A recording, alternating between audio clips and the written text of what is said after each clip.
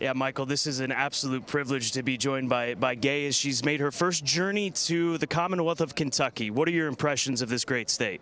Well, I've been to here. This is my fourth trip, but I've never been on Derby or Derby Eve, and I'm so excited. I can't tell you, it's just fabulous. The vibe and the people here, it's very well done.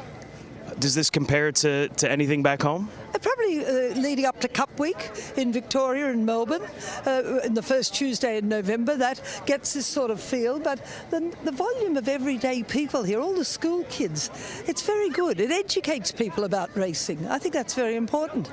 Have you had a chance to see these Derby and Oaks horses, get an eye on them? I had a look at journalism, and I think he's a very, very beautiful horse. He reminds me very much of Storm Boy, who was champion 2-year-old I trained in Australia. He's got a big bum, big hindquarters. He's got a very beautiful head, and he moves very freely. I thought he was very nice.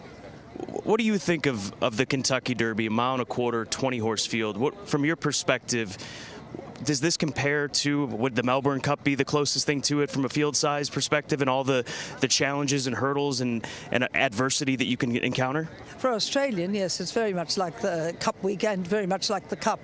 The Derby in Australia's lost its sort of its way, unfortunately, and now other races like the Everest, a 6-furlong race, or we're all about speed in Australia, and everything under a mile seems to be sexier than anything over a mile. Do you have a pick for the Derby? I think I'll say the horse I just said. I think he looked hunky-dory. What are your plans for the rest of the week here at Churchill? They got me mapped out, I can tell you. There's not a minute to myself, which is good. I'm here singing for my supper, and I'm enjoying every second of it.